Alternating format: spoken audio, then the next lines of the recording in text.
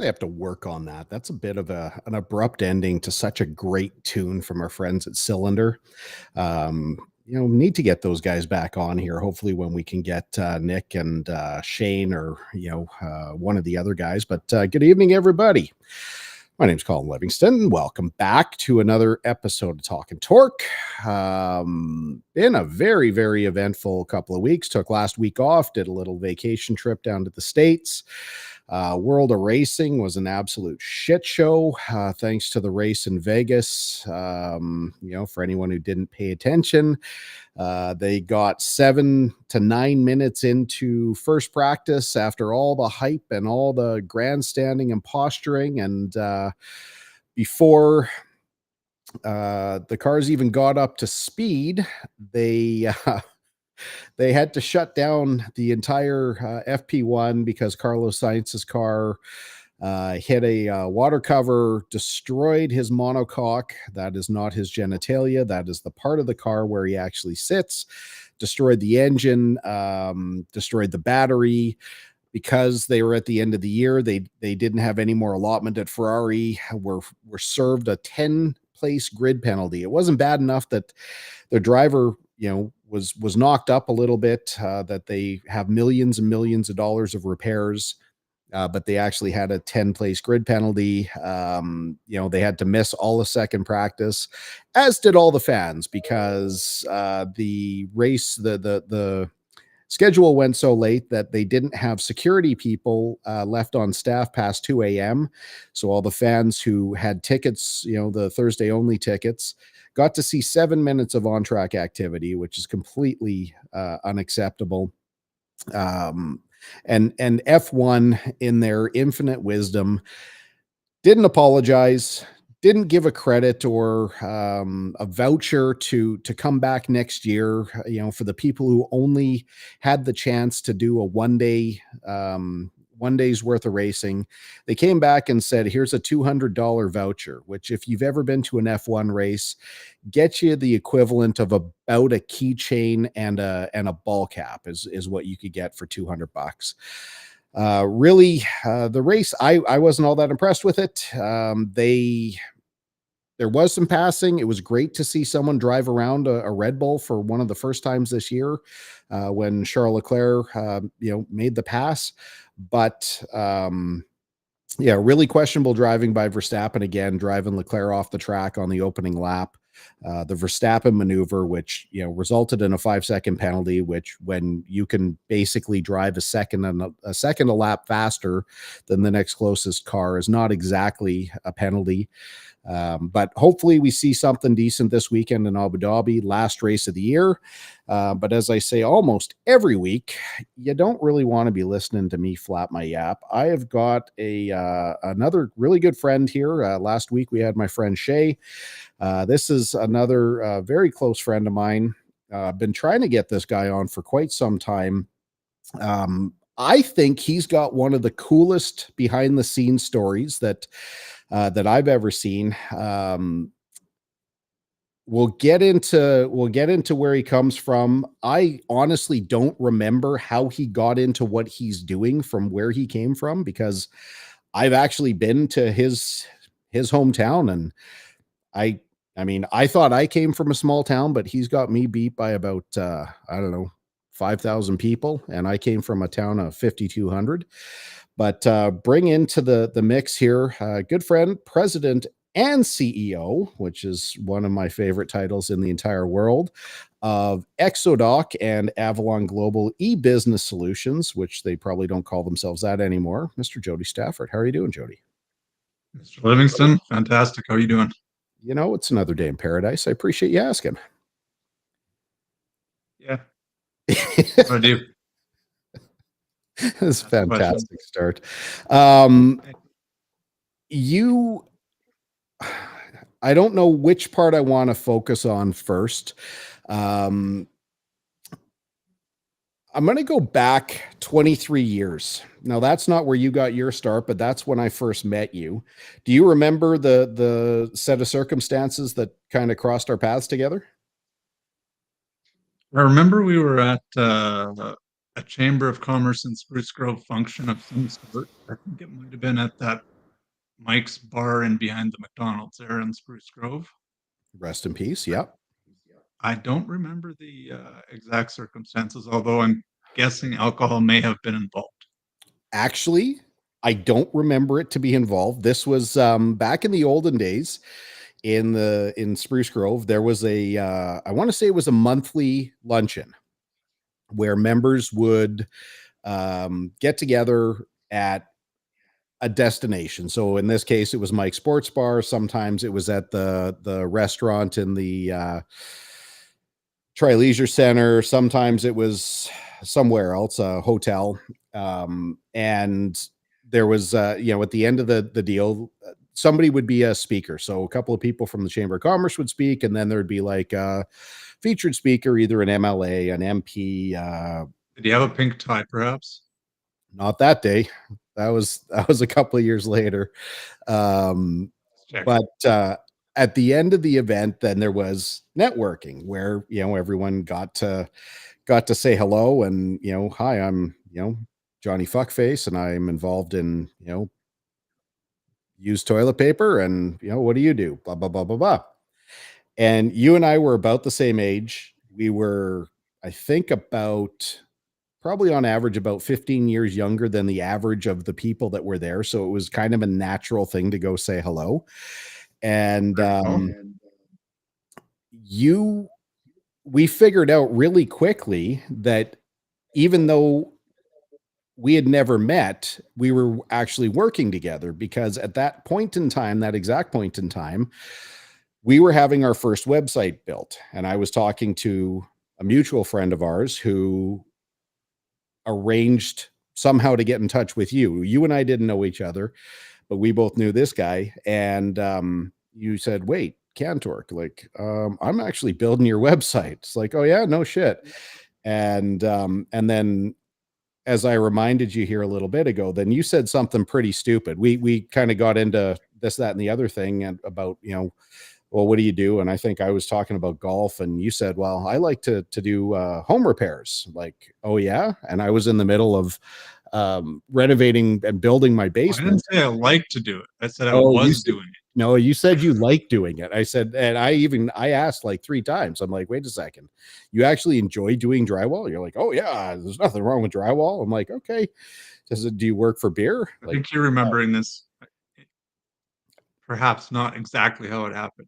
I do recall the circumstances that evolved from this, which was about 3 days later, I was in your house helping you do some drywall. Bingo. And that's where it started. And there have been like 3 more adventures since then. Most of which, I mean, I'm happy to talk about anything. I'm an open book, but you might not want to share all of the details of some of the places we've been and some of the things that we've done, not because they're illegal or immoral, but they're maybe a little bit embarrassing. But no, that's where it started. The good part is we were both there, so we both have the same amount of shit on each other. So that's kind of good. Yes, this is very true. Hey, I'm thinking of your embarrassing days. I'm not thinking about my embarrassing days. So I'm not looking to throw anyone under the bus, but there've been a couple of things that have happened over the last 23 years. Yeah, we've had some good times. But that's where it started. And you actually built the first ever Cantork. And I mean, not just the first. I mean, you built every Cantork.com until you offloaded that part of your business. Yeah. So that's going back quite a while, isn't it? So that was, we moved out to Spruce Grove from Saskatoon in 2001, January of 2001. And we must have met within a month of that. Yep. Oh yeah. Because when I first met you and Dana, you guys were still eating at the Chinese food buffet that was over by Jack's. And it was like, whoa, nobody eats there. We got to get you guys into the right restaurants here before you guys have an issue. Yeah, we were certainly the new guys in town. Yes, you were. And you guys moved out of Dalmany. Yeah, that was the last place we were just outside of Saskatoon. Yeah, I think of that Another place small every town time. that was like maybe at the time there was maybe 1,500 people there. Well, That was a big town compared to where I came from. that's true, and we're going to get to that. But I see the Dalmany sign every time I drive to Saskatoon. It's like kind of the last thing that I see on the highway before we get into town. You know, whether I'm going out there for NASCAR, going out there for go karts. So, Yeah. I think I actually went. No, I've never actually been. I came close to there. I took a cutoff around Saskatoon once, where I had to go out to Martinsville. That's where the go kart track is there. Oh So yeah, yeah, yeah. yeah, I came North close. I side don't there. think I actually made it into Dalmany, but one of these days. I'd say you're probably not missing much, but then again, you've been to Gronlund, Saskatchewan, so Well, now you're starting to like you're reading ahead in the script here. That's kind of impressive. You come from a town called Gronlund, Saskatchewan. Now, the closest major town, if you can call it that, is Melfort. yeah. What did you guys do in Gronlund? In Gronlund, not much. Bar, bank, gas station, and a school. And that's about it. I think there Yes, were there's maybe 150, 200 people that lived there. Farming community, so it was all farm kids, which was entertaining in itself. You know, you'd see any given day there might be two or three tractors parked out in front of the school for people that just brought the tractor in when they didn't have a driver's license, stuff like that. yeah, once you get your Pretty small. I license, mean, you get your license all taken farm away, you can still get on the tractor, right? exactly right. Well, I don't think people even had kids didn't have licenses then, anyways. I mean, they'd be driving the tractor to school when they were 12. So Yeah, there'd be 3 tractors in front of the school, but there'd be 12 in front of the Bears den. yes, oh yes, the Bears Den. We can't forget about that either. Yeah, it was good. I mean, it was good. It was it's farm kids, right? So it was kind of like any Alberta small town, same kind of thing. You know, you lots of drinking, fighting, hockey, and that's about it. Oh, and we did have a ski hill close by too, so that was kind of good. I've been to said ski hill, but Yes, you have. now your family was involved in farming. Yes, we were. Now you're very proud to say organic farming even back in the early days. Yes, we were.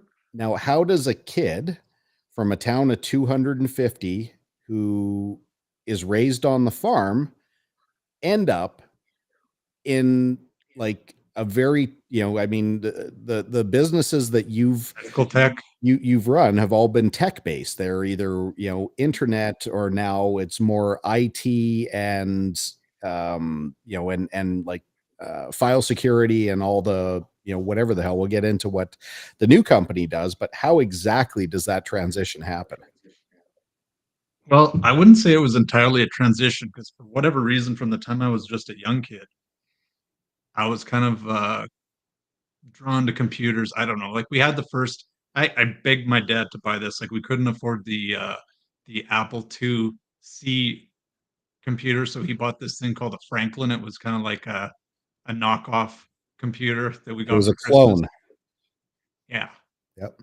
So I mean, I was banging on that thing when I was just a little kid, and I don't know why I liked it. I just always did. But that continued all the way through school. I always liked the computers and kind of had the I don't know, it was just like just to draw towards it, whatever. I liked doing it. It wasn't didn't feel like sitting on the tractor, which was kind of good. So yeah, had it all the time, right from the time I was a kid. So then what exactly, like, I don't want to mention, things that aren't mentionable, but somehow you left Gronlid. You ended up working with a company that was, a tech company. Like, like, Okay, yeah, yeah. where was that trail? Yes. Like, because you don't just get on the tractor one day and say, Pa, I should start a tech company. I got my hobo stick. I'm gonna take me the tractor. I'm gonna go down to Saskatoon and It was almost like that. I'll have the tractor back for you in like 2 to 3 weeks. Yeah, 2 to 3 months. Yeah, it wasn't, yeah, there were some missing pieces there for sure to get from A to B, but the, that Yeah. was for you. Thank Uh, you. I went from, how did I okay, so I left the farm. I went and worked in Saskatoon for a little bit. The only job I had 2 jobs. One job was in construction, and it was working with a guy from Grondland who had moved to the big city of Saskatoon, and he had a maid. He had, like, 12 rental houses, and he ran this construction So company. even back then, you were leveraging networking. Yes, of course. So yeah, I worked with him on and off for a couple of years doing contracting construction stuff and, renos, just kinda basic stuff. We didn't, like, get into home building. It was all kinda reno-based stuff. So yeah, I worked with him for a little bit. Then went and worked for, an agriculture dealer where they would hire the farm kids. And actually, no, why I went to Saskatoon in the first place, I forgot about that. I started in engineering. So I did start in school. I had decent enough grades and was smart enough that I could actually go to school if I wanted to, but, that was short-lived because we were I was less than a year in, and then we had a surprise visitor in the form of our first daughter, Danielle, who's, like, 28 now. So that's why we went to Saskatoon in the first place was, to go to school. And then I worked with this other guy for quite some time, and then, baby comes along, and that was, then I had to get a job outside of that, quit school, went to this place that they hired all the farm kids to put together the farm equipment. It's owned by New Holland now. It's called FlexiCoil at the time, and I worked there on and off for about 2 years. So that's what I ended up in Saskatoon. But again, the tech geek just kept coming back. So for whatever reason, I decided I needed to build a computer for home. Found a supplier. Found well, yeah, I guess sort of a way to build them and ship them. Had some friend of or cousin of my wife's that would he was kind of the geeky guy, so he was like, "Yeah, I know how to put those together. I can whatever he knew all like how to put the motherboards and the power supply, put everything together." I'm like, "Okay, well, we're in the computer business now." So we kind of Just like Steve Jobs and Woz. yeah, we kind of went from well, I mean, I wouldn't say we had any business starting a business or I had no business starting a business, but I figured, you know what? If we can make a computer and it works and we should surely be able to sell them to other people. So yeah, that was the first company that we started ever. You had no business doing it, but you didn't know you didn't have any business doing it. Ain't that the truth? And it's amazing what a person can Still do holds when they true. don't know that they can't do it. That is absolutely true. So what was that business called? That business was called Virtue Tech Canada. Virtue So it Tech. No. started off, yeah, that was in Saskatoon, and we started building computers, sold them to friends, family, and then I decided, well, we should probably be selling to businesses. So I started going to some odd businesses here and there, just networking, meeting people, and yeah, we started selling them into businesses, and then that was like 90. That'd have been like 95, 96. So like Windows, the first real Windows was just a thing, like Windows 95, the internet and everything else. So we had people asking us in 1995 or 6 if we could do websites because that was just becoming a thing. So we integrated that in with the computer part of it. And yeah, that's what led to the partnership with the company in Saskatoon and getting involved with a bit of a character, I guess you could say. You know some of the story. I won't go into too many details, but I'm not even sure how far to go there, but it You can go didn't as turn far as out you well. want. Go as far as you We, want because there's a number of I can't even remember. Oh yeah, it came off of his own website where we still make references to this day of some of that individual's personal interests. which may or may not include ballroom dancing. Correct. And it seems like everyone, like, I mean, and you did this for a long time too, where you kind of have a picture that makes you look a lot wealthier than what you really are.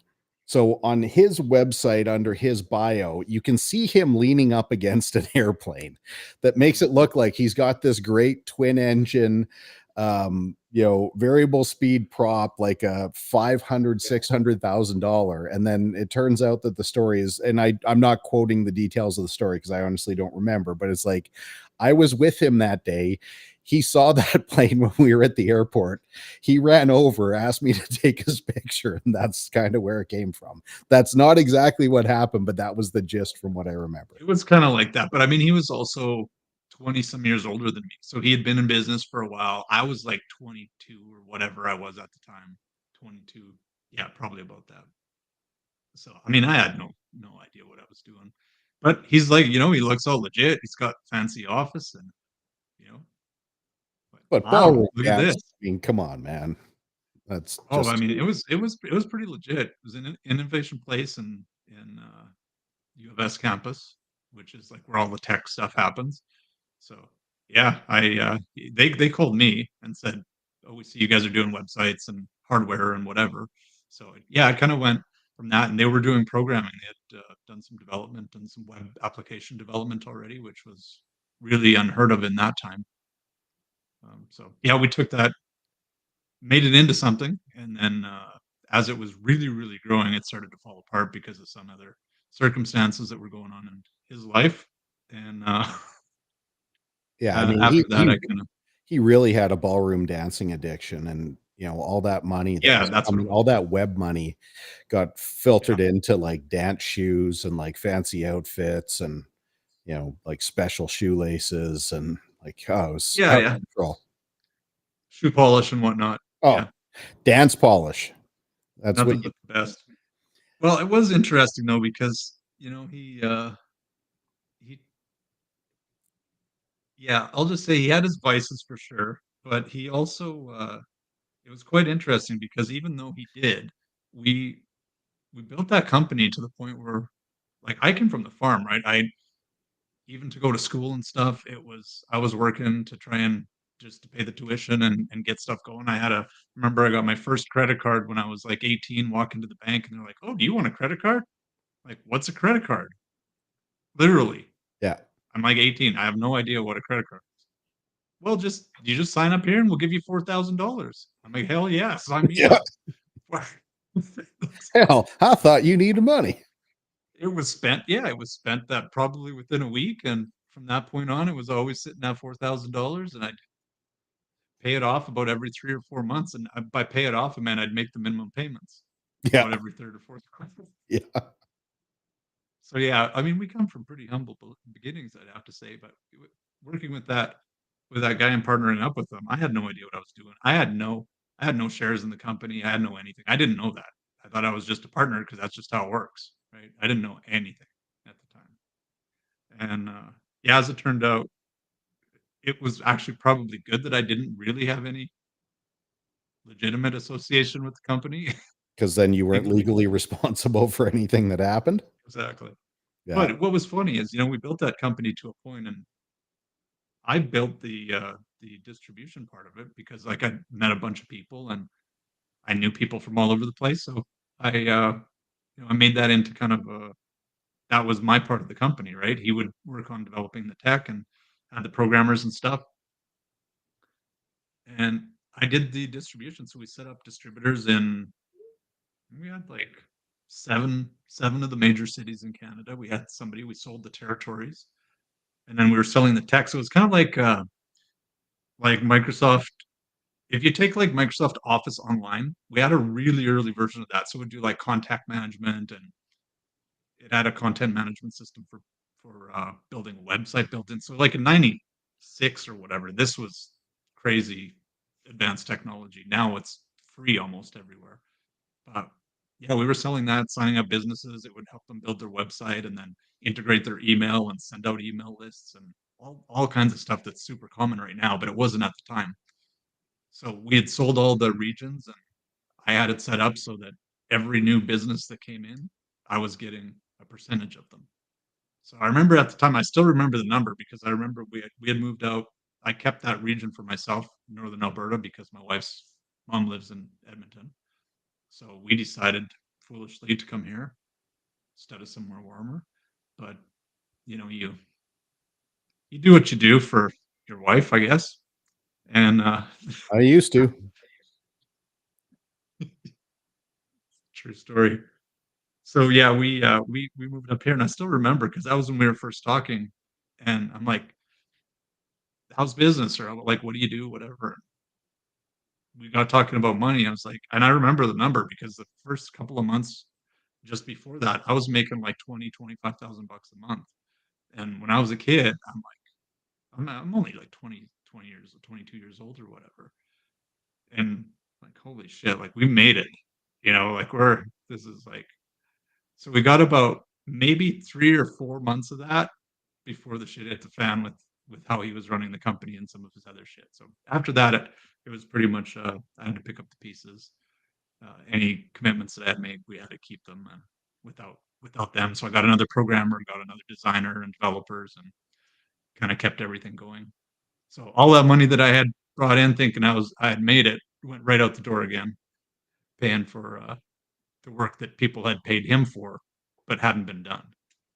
So Well, and that's I kind of I the distinctly remember when you said, like, you told me that number, like, early in the early days, and my jaw hit the ground. Like, I that was a number that was not possible. Like, that was an impossible amount of money to make in a month. Like, my salary at that particular time, because my last I by the time we met, I was on my own, so I had no salary, but my last salary that I had was $45,000 a year.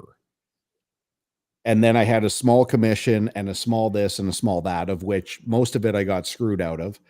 But hearing, like, as I was starting the business, like, man, like my whole objective was that I hoped that my son, who was a year old at the time, didn't have to miss a meal, that we'd be able to buy clothes once in a while, and that I didn't miss a mortgage payment. That was the if I could hit that, I knew I'd be success. Like, that was success. That was as good as it gets. And then hearing like these five-figure monthly numbers in the year 2001 was like, okay, maybe there's something else out there.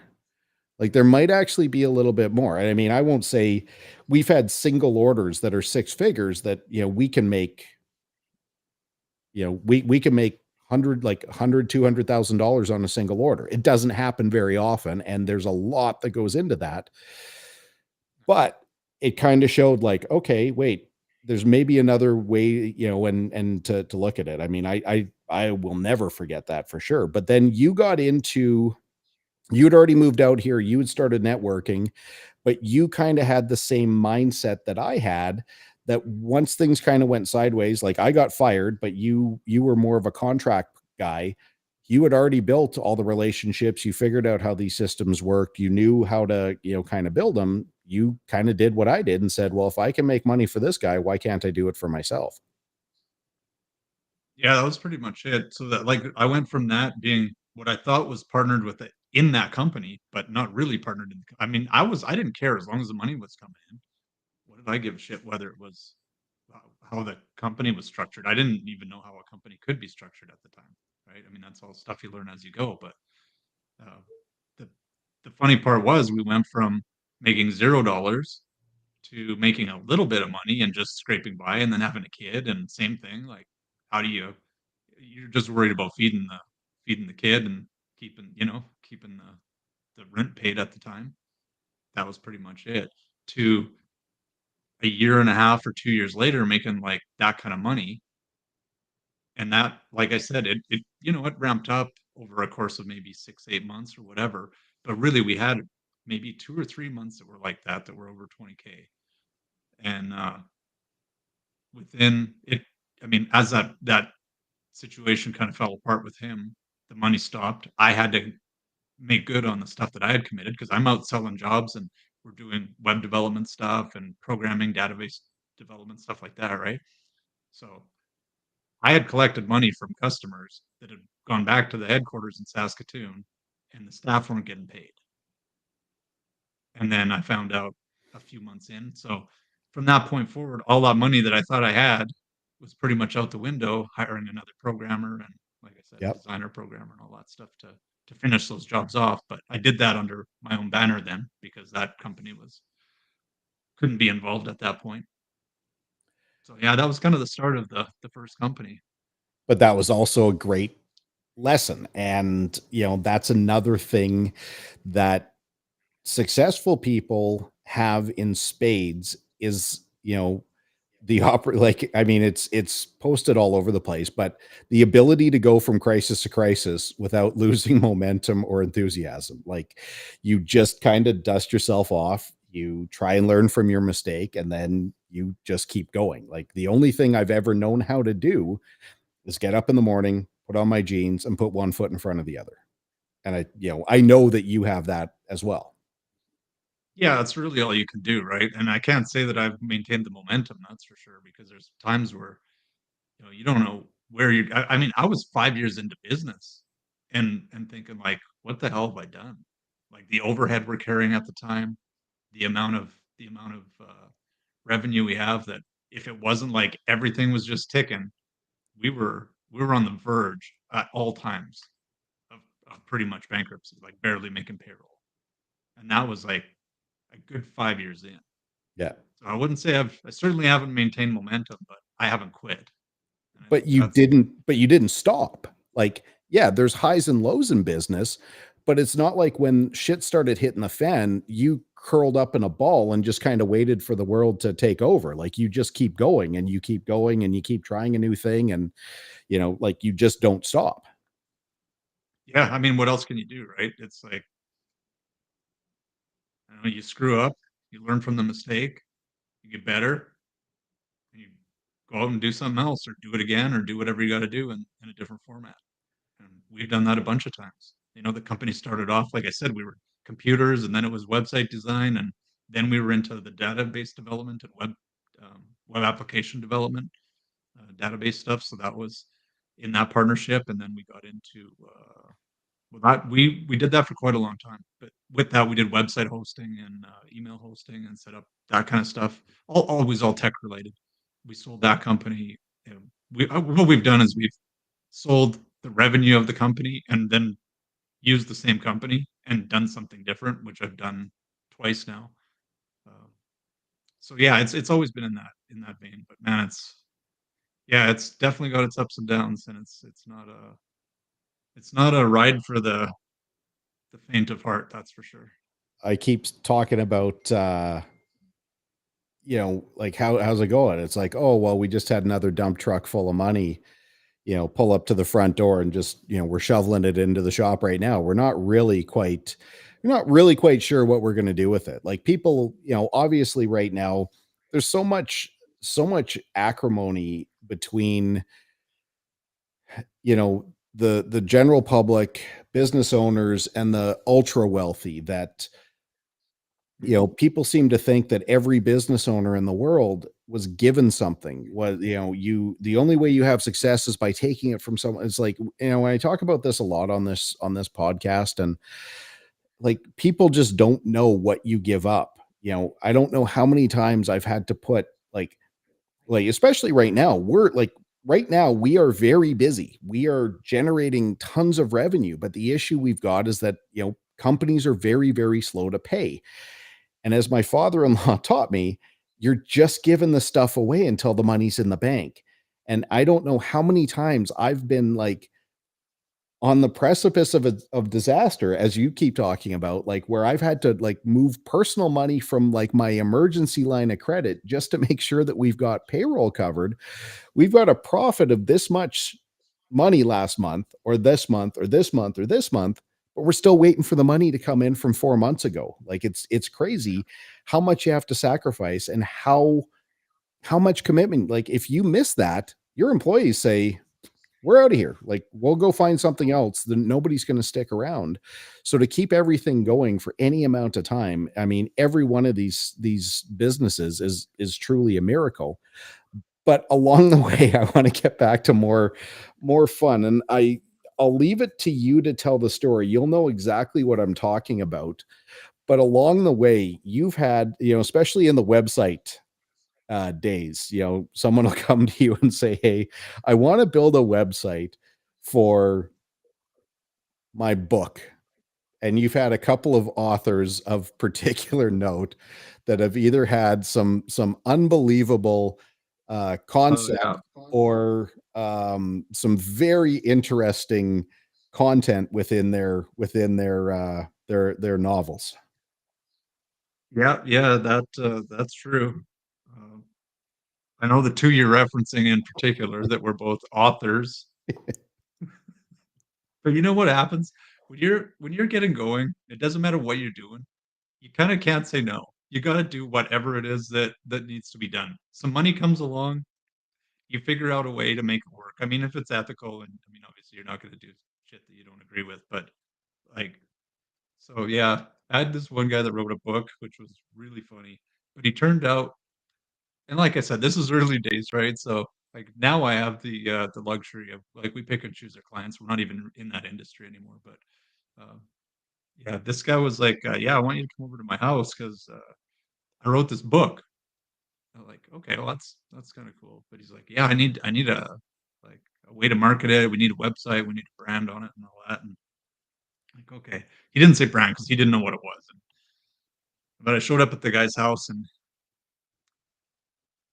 I mean, it wouldn't have surprised me if he had people in the basement against their will. Like, I'm not talking about like having a good time, but he was a bit of a creepy dude, and he had written this book that was, I think it was like his interpretation of the Bible. Colin had the pleasure of, I think, reading a little bit of it, as did I. I'll I never don't forget think the the book ever title, actually but got released. I won't release the title because I don't want to chuck the guy under the bus. But there's an episode. Did you ever watch Breaking Bad or Better Call Saul? Because now that you're talking about it, there's actually an episode of Better Call Saul. So you didn't see it, so I got to actually frame it. But for anyone who's seen Better Call Saul, in the early seasons, as Saul's kind of developing into a lawyer and branching out, or he finally leaves. Sorry, my ears are super itchy when I wear these stupid headphones, but it's the only way for me to do it. He's branching out on his own. He's starting his own firm, and he's trying to take any business that he can. And he gets this tycoon, calls him out. He's driving this like he drives this complete piece of shit. You and I have never driven a car this bad in our entire life. So it's this yellow, um, rusted out, barely starts, barely runs car. And he pulls onto like he's from New Mexico, and he pulls onto this guy's ranch, like gated, like massive house, guest house, big mansion. And he's like, he's telling him about his idea and what he wants, Saul to do as his lawyer, as his corporate lawyer, and blah, blah, blah, blah, blah. And he's like, and what I want to do, he's like, he's talking about how he wants to secede from the union, and he wants to start his own country. And, because, he wants the ability to, I don't know, shoot babies in the face or whatever his whole thing is. And he's like, and to keep you on, I know you're my guy, and I know you're the way you think, the way that I think, and I want to put you on $1 million retainer. And he's like, is that okay? And he's like, Saul's kind of like, that's probably a good place to start. He's like, is cash okay?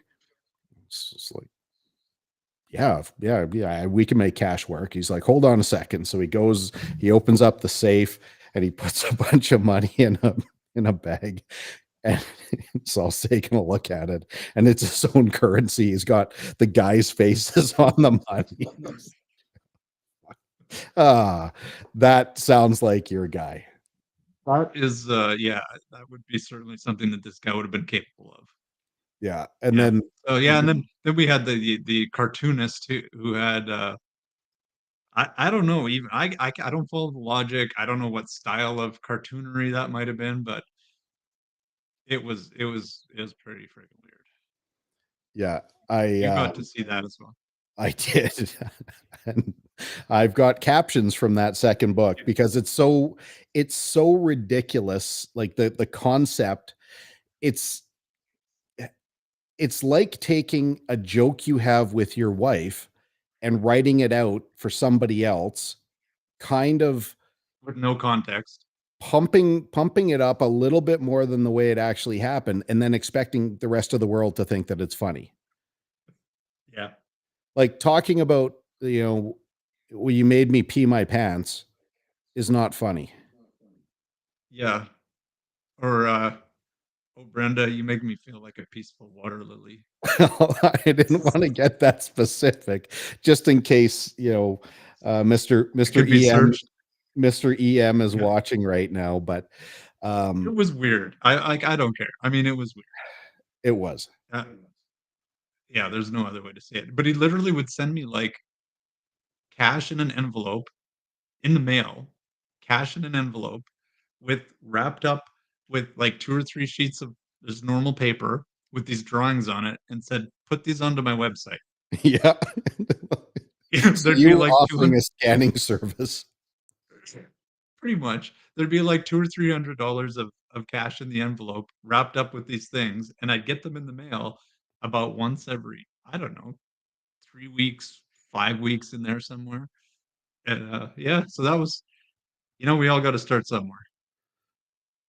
I still remember, this is not your thing, but in that same vein, I remember a guy that Shay and I used to listen to called Drummer Dave, and Drummer Dave's song was called "I Don't Want to Drink and Drive," and that was the whole thing. And it was basically a drum track, and the whole lyric of the song is, "I don't want to drink and drive. I don't want to drink and drive. I don't want to drink and drive no more, no more." That's the whole song. That's it. So this was kind of the cartoon version of Drummer Dave. Yeah, So that was weird. even with that, like, you guys in that same time period though, you guys started doing e-commerce sites. Like in the early 2000s, there were like that really wasn't a thing, but you guys had a bit of a niche for that. And there's companies in Spruce, like I don't know what the relationship is these days, but you put a number of companies like on the internet, and they were like highly successful selling, trinkets or selling doodads, or Yep. I can't remember all of the products that came from all the various companies, but it was crazy that you kept asking us to do e-commerce stuff. I'm like, well, but our stuff, we can't really do that. But then starting to watch how these things worked, I mean, that was like groundbreaking, especially for a you know Spruce Grove is not exactly Manhattan. To be doing that in the early 2000s was pretty cool. Yeah, yeah, it was really interesting, the results that some of those people got, and it was, it was cool. Like, we ended up part of the strategy was we wanted to go after small business, so we went after all the chambers of commerce, right? So that's, we did their websites, their website directories and databases and all that kind of stuff, built them systems to run their stuff, even to be able to do printed directories. Like, they didn't have a way to automate that, so we built stuff that would do that, where they could have all their membership and it would populate an online directory, and then it would be able to push out into their printed directories. So yeah, there's been a lot of different things along the way that we've developed, and you just learn. You learn something. Some of the stuff works, some of the stuff doesn't. Take the stuff that does, develop it more, and throw the rest out. But yeah, over time, it's evolved. It's kind of like as the company evolves, what it really is, it's like as my capability as a person and as a business owner evolves, you get bigger, better opportunities. You learn more things. You figure something else out. You go from doing a photocopying service for buddies cartoons for cash in the mail to doing big stuff. Like now we're into medical tech, which is uh, it's a long ways from where we started, I'd say, but it's a well earned position. I don't feel like we've just lucked into it. It's been 20 some years of fighting and clawing and scratching to get here. Well, and even once you put you guys came up with a really cool concept. So your newest venture is called ExoDock, which you didn't send me any information on this at all. I just had to steal this from your website. But the concept behind what you're doing with this new company is really, really cool. And it makes so much sense that, you guys came up like for the first time ever, you have a physical product now. Right. Yeah, I And mean, since the days of Virtutech in like 1995 or 6. Yeah. So what they're we did with pretty this much this the same company, thing though. I don't know why you didn't reincorporate Virtutech for this. I can't say that it even crossed my mind, but good fair question there.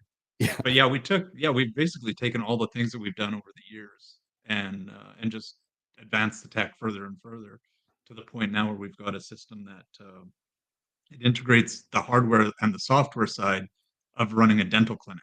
We have been doing development and different programming and stuff like that for and with that we ended up, so that there's another thing, like just what a stretch, like why did we have any business even doing that? But we were doing web stuff for people, which included website, email, whatever. Like, oh, you guys know about computers, right? So can you help us with our computers?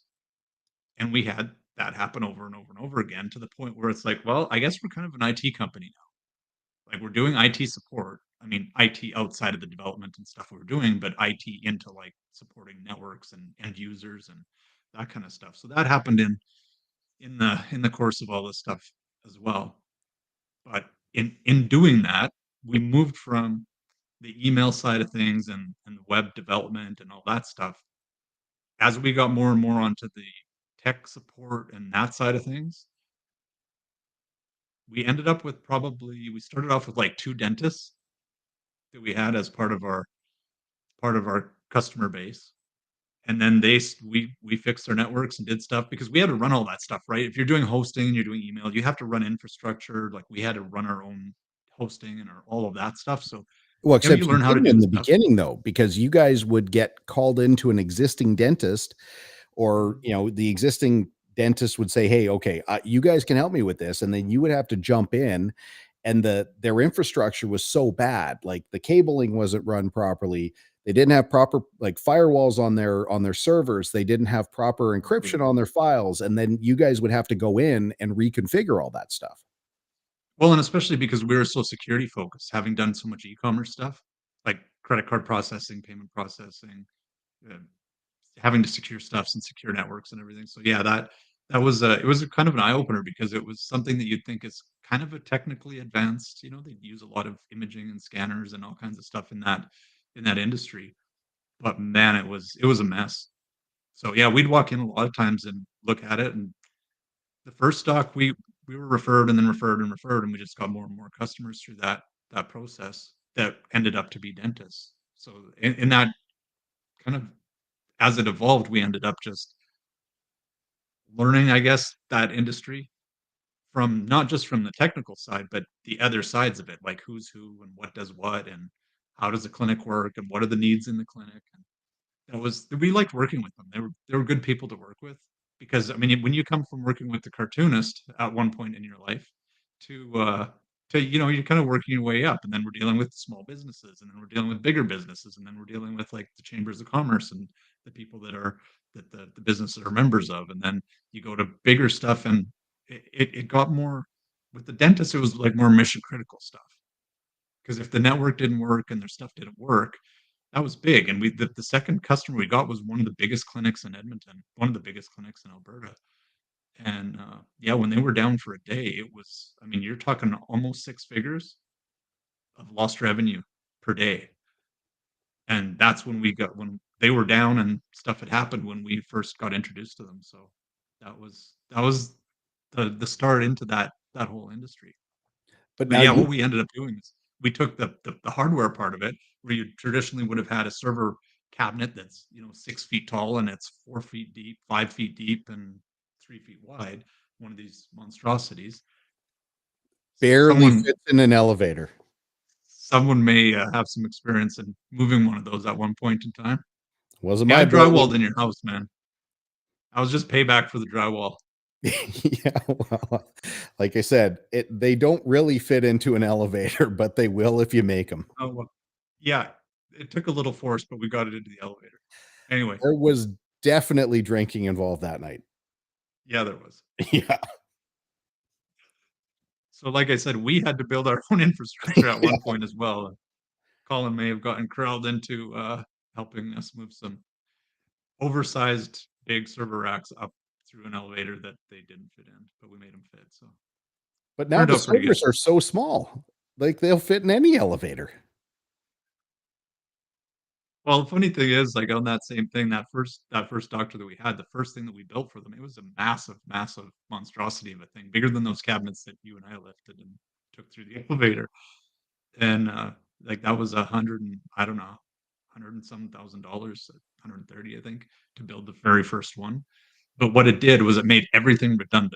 So there was multiple servers and switches and power supplies, power backups, and firewall. Like everything had redundancy built into it so that it wouldn't go down. And the guy was a pilot. So he's like, build me something that's like my plane. Yeah. I've got two comm systems. I've got two engines. He was flying a Seneca twin. And like to everything, the fuel systems, the electrical, everything is redundant, right? He's like, build my network that way because I don't want this ever to happen again. So from that, over the course of many, many years, it evolved and evolved and evolved. That we've got it now down to the size of a little bar fridge, which is probably in the neighborhood of, I'm going to say probably 10. No, it's more than that. It's probably 100 times more powerful than that huge monstrosity, and it's now fits in a bar fridge. Like it's that small of a cabinet. So, and then we built the hardware part of it, but then we also built the software part of it that runs the whole thing, monitors it, lets us know what's going on, and then they can run their dental practice management systems on it, their imaging systems, all that kind of stuff. But So, everything is in there, including the phone system, that yeah. they get that you guys don't even have to do installs anymore. You ship it to them or your partner ships it to them. They take it out of the box, they mount it, they put power to it, they connect it to the internet, and that's it. Yeah. Yeah. And that took a while. I mean, it sounds easy, but to get it to that stage is yeah. The good part of it is we provide the services with it, right? So when you buy the thing as a dental clinic, they buy the system. And we look after all their IT support for their staff and for that platform. We do all their data backups and local on site to our data center, and then we do all the network security and make sure that everything is kept secure. So yeah, that's part of how it's evolved now at this point, where we're really really specialized. Short of one guy that doesn't quite fit the mold that we help out with his stuff, and that's about it. I don't cause a Yeah, lot of trouble. no, not at all. No, and it's I mean it's simple stuff like the But way that it's that I'm we what's have it now. considered a legacy account. Yes, but you're the only one because we got rid of all the rest. Yeah. We had a lot of legacy accounts at one point. Yeah.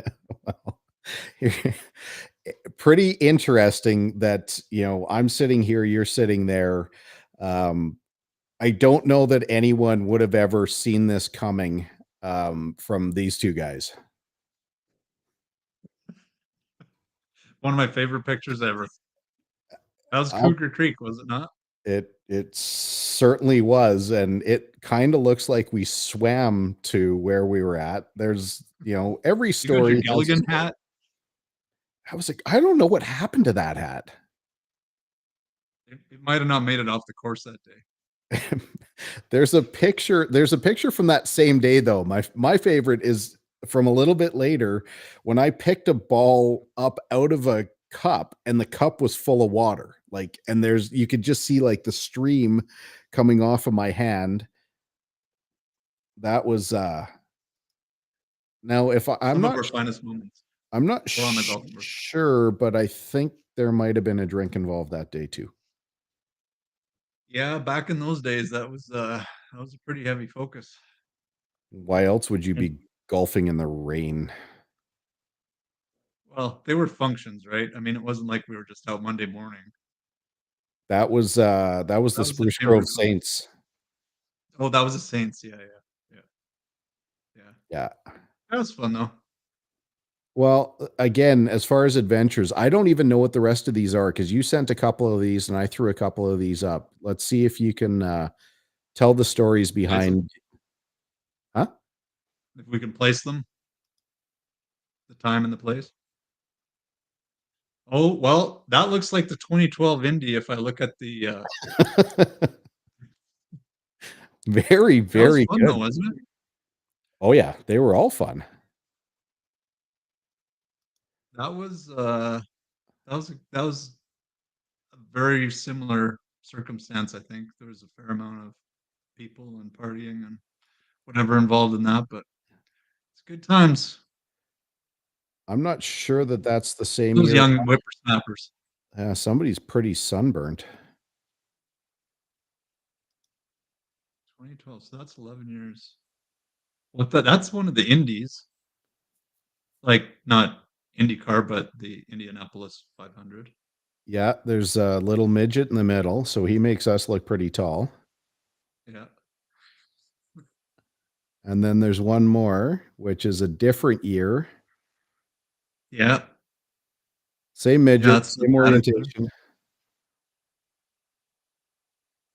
Yeah, that's right. We have to stay in our formation, I think, there. Yeah, that was once we decided. I still have those shoes. I never wear them anymore, but for some reason they're still in my closet. I love those shoes. I think mine are long gone. Oh, probably. That in all my life, in all my thoughts, in all my my wildest dreams, I never would have imagined that A, I would attend the Indy 500 in person, B, I would attend in conjunction with a driver, C, attend to the point that I had carte blanche with every yellow jacket on the place, could walk through the motorhome lot, which is pretty much the hardest place to get into other than some of the areas of the pagoda. Yeah, Um, you know, walking on pit road. I mean, you were there, you saw the whole thing. And, still got and the then pin. They give you the pin, and then you can walk all over the damn place.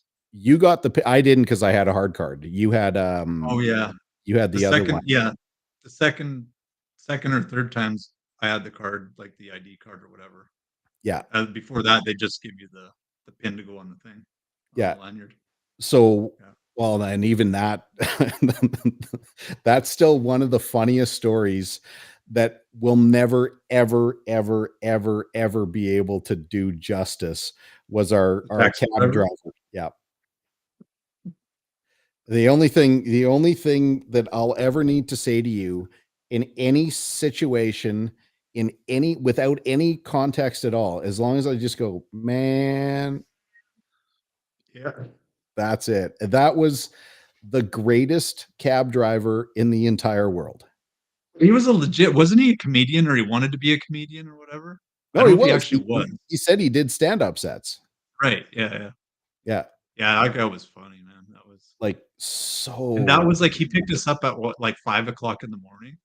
Yeah, we went out that night and ended up at a venue very close proximity to Lucas Oil Stadium. We were walking out of the establishment about 3 a.m. when he picked us up. It turns out we were only like 3 blocks from the hotel, but we didn't know it. So he drops us off and we say, "Hey man, you were great. Like you were awesome." We didn't even talk to the guy and said, "Hey, we've got to leave at like 5 o'clock. Can you come back and get us?" And he's like, "Yeah, for sure. I'll come and get you." And we were like the biggest sacks of crap the next morning. Like it was, trying to wake you up in the morning was like tough. We were still polluted and then hungover and then tired. We get into his car and he's complaining because there's supposed to be like private lanes and there's supposed to be like taxi only, almost like police escort, but not quite. And we're stuck in traffic and he's telling these stories about how he likes fat chicks and he likes that, like, man, and I'm a stand-up comedian, and like, and just the only time we laughed like that was like the next year or 2 years when we went to the race with Pat. Oh yeah, yeah, yeah. The hairdresser. The hairdresser. Yeah. Because that was equally hilarious in the police escort line and getting all that, and then especially getting to uh detour back in Carmel after the race, the little pub. When he educated us on his bypass. The first time I ever heard that term, and it's still there. So yeah, just good times. Yeah, yeah, it was. Yeah, that's a lot of good stuff around the racing. I mean, it was a thing that we both always liked, racing in cars and all that kind of stuff. So that was kind of a naturally fun thing to go do for sure. I still do. Still do. I still do. I did I don't know how many races I did last year between NASCAR's 13 events, between the I don't know, 10 or 12 go-kart events. Did lots of racing last year and probably do more this year. That's good. I've been working. That's about it. Actually, I did quite a bit of traveling last winter. My oldest daughter and I, we went to Panama and Costa Rica, and then back up through Mexico. And I was gone for about 6 weeks, give or take.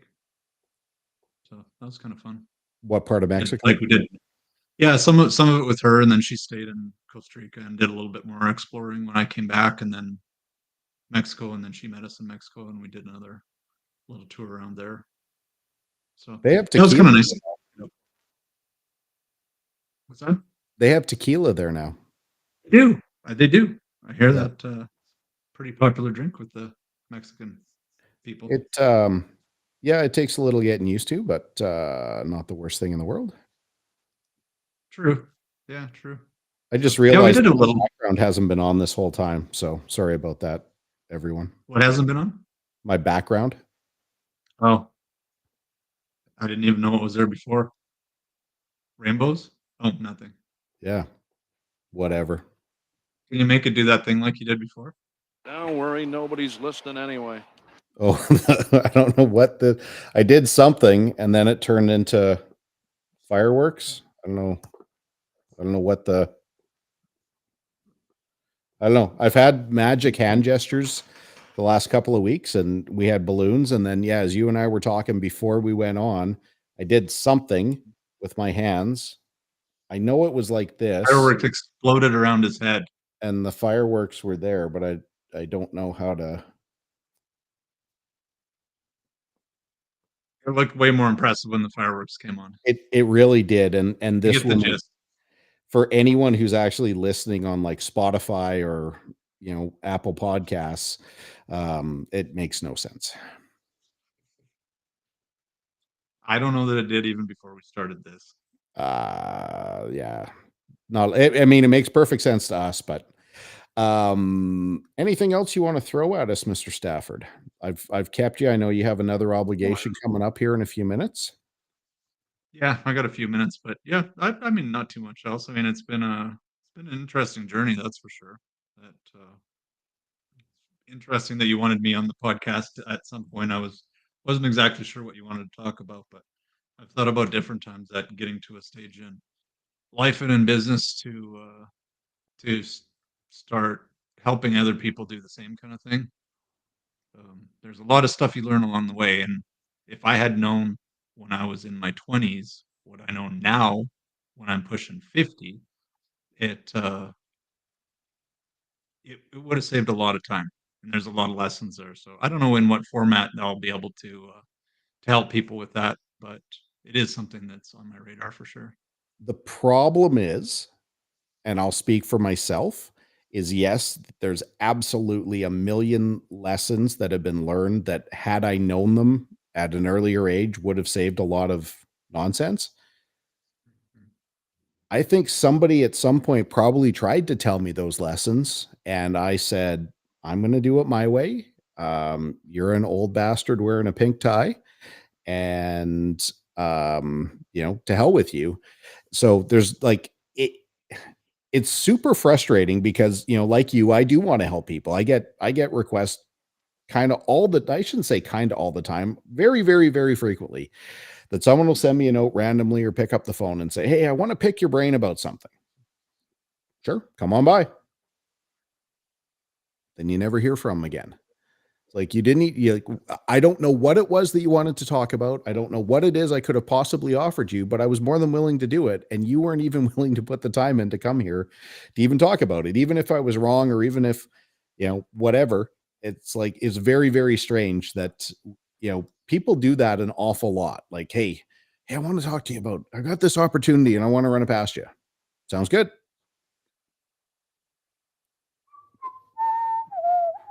Yeah. I heard a guy interesting. Brad Lee. He has a podcast. He had having a couple drinks with him one night in a bar in Vegas, and he's a bunch of people around him because he's kind of semi-famous there or whatever. And he's like, somebody said, "Hey, I really want to ask you about whatever it is about the like his company." He's kind of in the tech space as well. Um, Guy goes, "Yeah, I want to ask you about whatever." And he's like, "Are you asking because you want to know, or are you just asking to ask?" Like, he's like, you would have no idea how many people come up and ask. They never, they never do anything. They never is like, I don't even waste my breath talking to them at this point.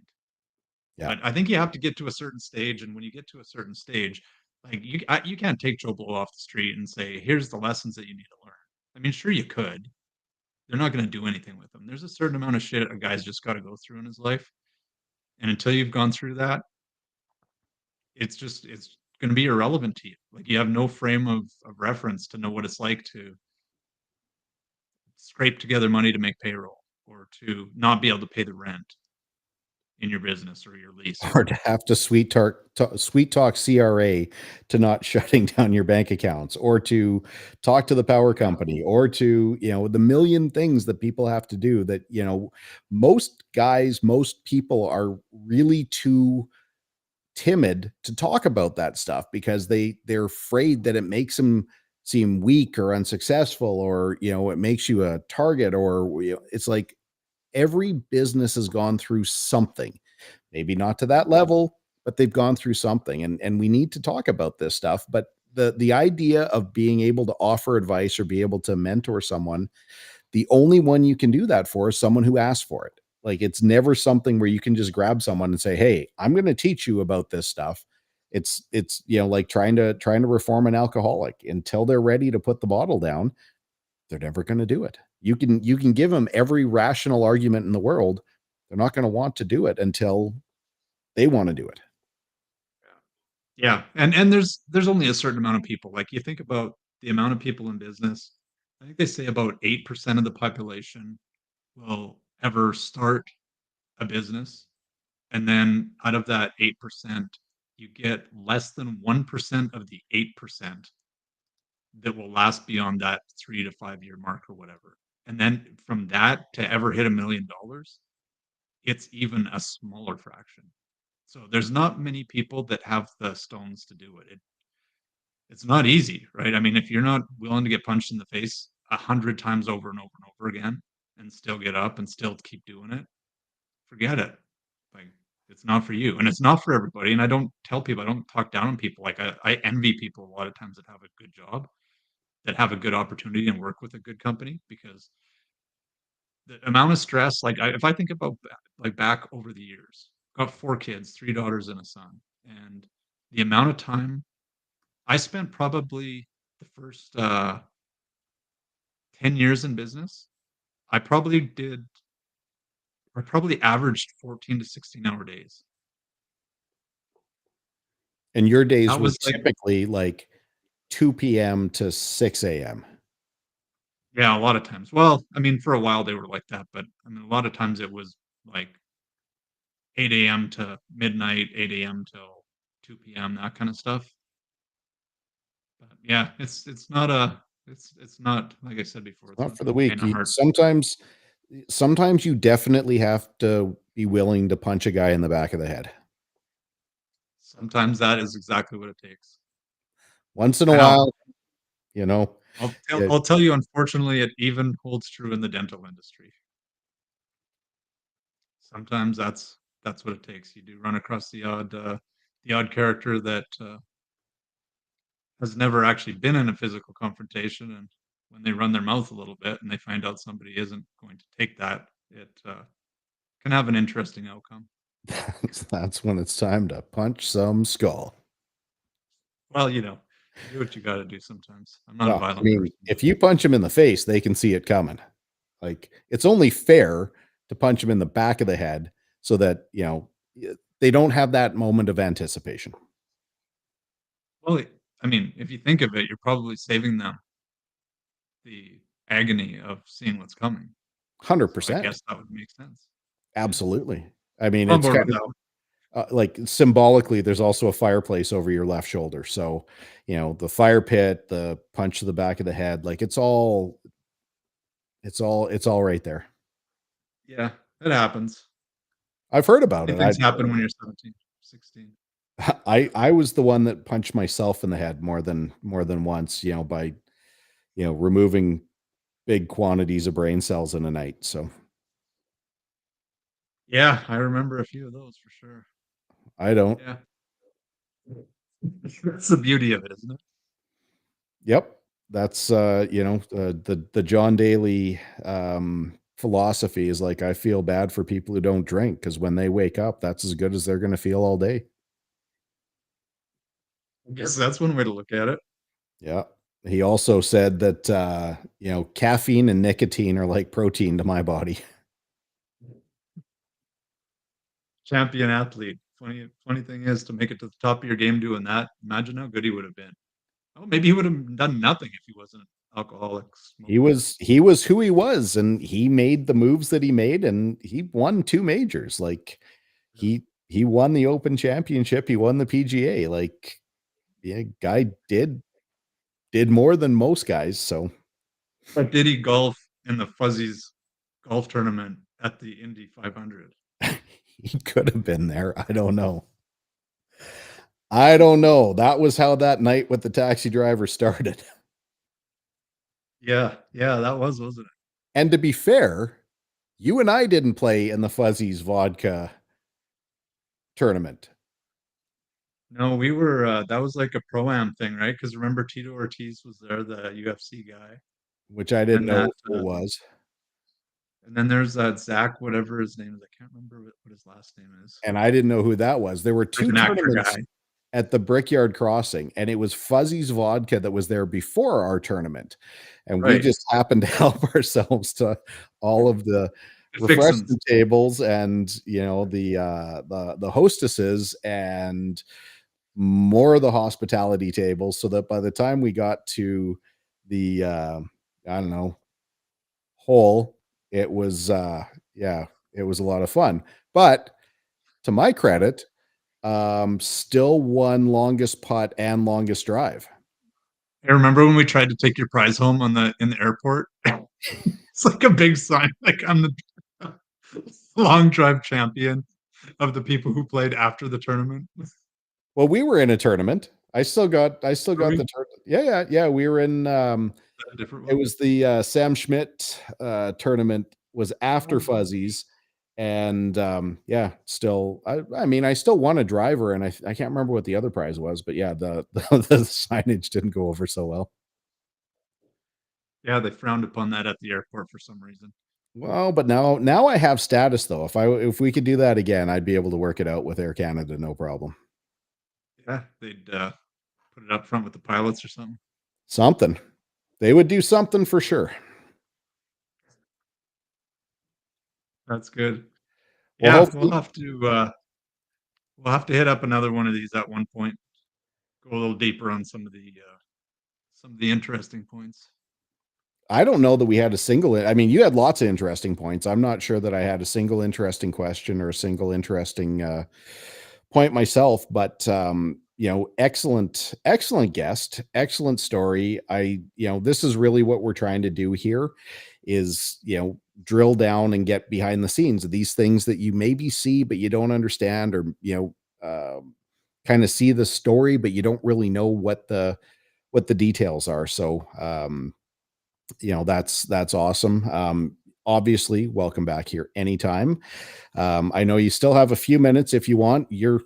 we could flip it around. You could be the host and you can ask all the questions you want, or you can tell all the stories. If you feel like being a bus chucker, now's your time. What's your, yeah, you know what? I got like 5 minutes. I got a 6:30.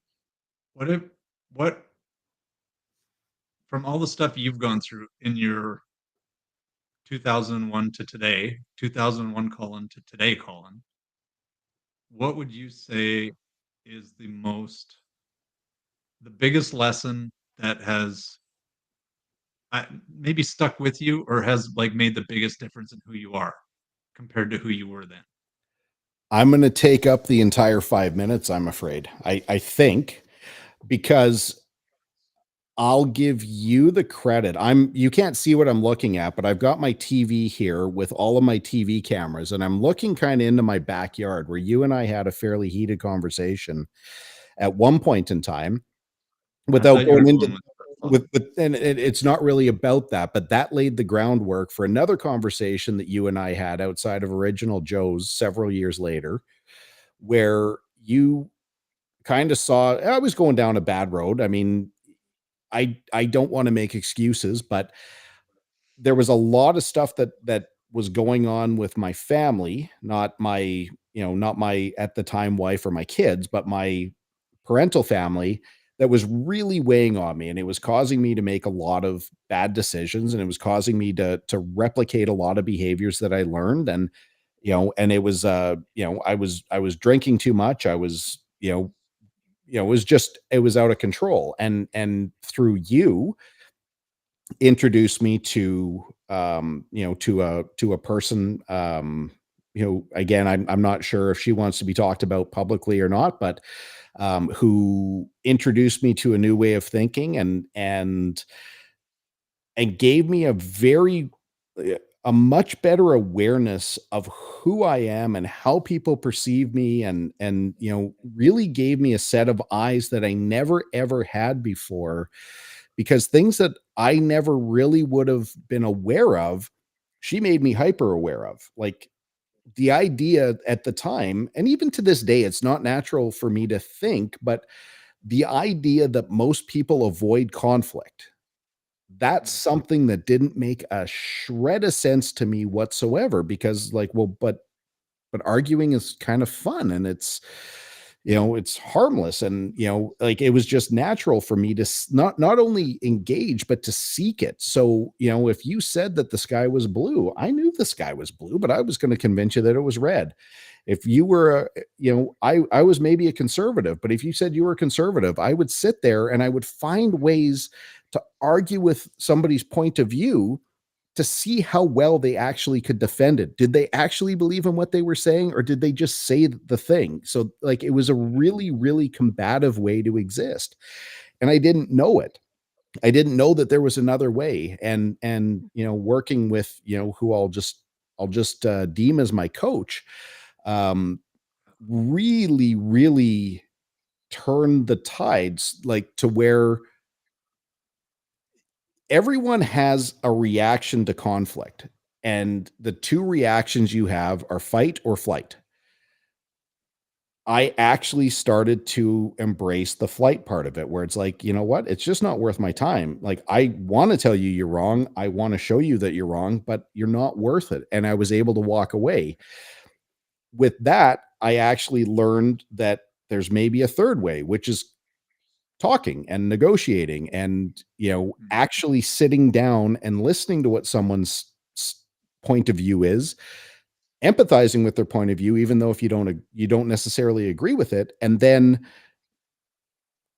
just agreeing to disagree. And that was probably, I mean, it's not a single moment, but that was probably the single biggest transformation that ever happened. I don't always live by the the lessons, but I always try and move back to center.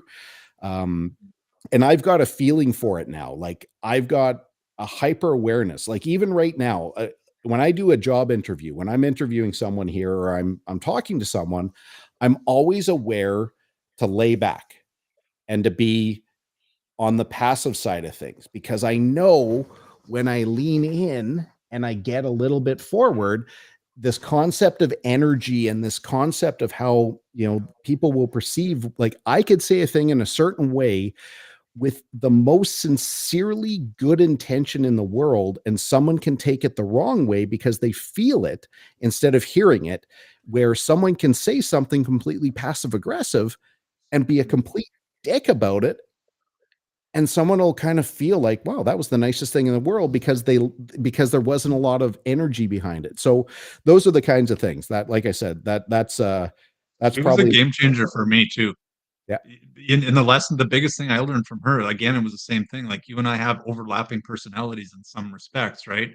Where yours is a type and a subtype, and mine is your subtype and main type. So my subtype is your main one. So it's kind of like when he said we introduced to a new way of thinking. We're not talking about Scientology here. We're just looking at a psychological profiling system that allows you to kind of see people's personalities and interact with them in a more effective way. But she taught me things that I had no idea that I was doing, and I did them for years.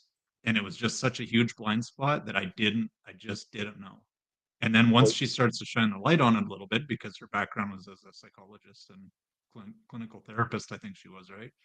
But then she took it into business coaching, was that my biggest part of my personality was the be able to follow through stuff and not procrastinate on stuff. Like great ideas, you'd figure this out, do this or whatever, but then when it came time to do it, didn't want to do it. It wasn't fun anymore. Yeah, And then when you see that, okay, well, that has consequences. your biggest issue, like getting back to that personality type, and this isn't like a bus chuck, you would have 20 projects, 95% completed, but you would never take the time to finish any one of them because it was always the next thing. And it's like, well, I'll get back to that. Da, da, da, da, da, da, da. And I know that was a big thing to get squared away because, you've got 20 projects, 95% done. You've got nothing. Yeah, you've got 0 things done. Correct. Yeah. You need that to was huge. We didn't start moving forward until that. Like that was, I was spinning my wheels for a long time with this huge blind spot. And then you look back and, she brought up, being a psychologist or whatever, she brought up stuff from like when you're a kid and you're like, oh, how was your childhood? Oh, it was great. Yeah, it was good. And then she's like, yeah, but was it? Like what lessons did you learn? Like what was ingrained in you? What was, there's a lot of stuff there to unpack. That's a whole episode on its own. That would be an interesting one to go down the rabbit hole a little bit on that one. I'm sure we could get her on board too. Yeah. I haven't talked to her for years, so it's been a while for me too. We don't rely on that anymore because we've learned our lessons, but it's not that I don't, it's just that I haven't. Yeah. Well, it was good. I'm glad you asked. I appreciate you inviting me on. We'll have to do it again one day, and maybe I'll have a podcast in the future that I can return the favor and bring up a few things. Do whatever. Like I said, I'll talk about anything. I don't give a shit. Not because I won't throw anyone under the bus, and I won't, intentionally embarrass someone. But if you want to do a podcast, I can connect you with our friends here at Crier Media. Crier Media is the best. There, I said it. That was my throwback tribute to the old Bear commercial about Chef Perry and how he'd always do a product placement on his little radio cooking show. Johnny's baked beans are the best. There, I said it. So what you do is you take your recipe, throw it in the garbage, crack yourself a beer, and chug it. I'm Chef Perry, and that was Cooking with Chef Perry. Loved it. Very nice. You need to get to the episode. I will let you go here. I'll do a little sign off, and I'll probably send you a text here in a bit. Next time we do this, we should do it in person and just have a conversation because we're long overdue for that as well. Absolutely. Sounds good to me. Thanks again. Okay, man. Thanks for being here. Okay, we'll talk to you again soon. You bet. I love being able to do stuff like that. So many great stories, so many great people out there. And everyone's got a story. I don't care if it's, personal friend, if it's, someone that I've come across, those are the things that I've been able to learn over my time on this earth is, especially working with that coach. Now that Jodie's got me thinking about that, It's amazing what you can learn when you just shut up and ask a question and actually listen to what the person has to say. It's what, really, it was probably the thing that made me a decent salesperson in the beginning, because I didn't spend a lot of time trying to talk about products. I listened to where problems were, and then I tried to offer solutions. But we're already an hour and a half into this thing. I'm going to wrap this up. We will be back, I think, next week. I need to confirm, but I'm going to have my friend George from Envision. They're the people that are behind the scenes here at Crier Media, and they've also been the ones to reconfigure our website here, cantork.com, which went live just the other day. So looking forward to having George on here, but tune in next week. And for everyone, thanks for watching.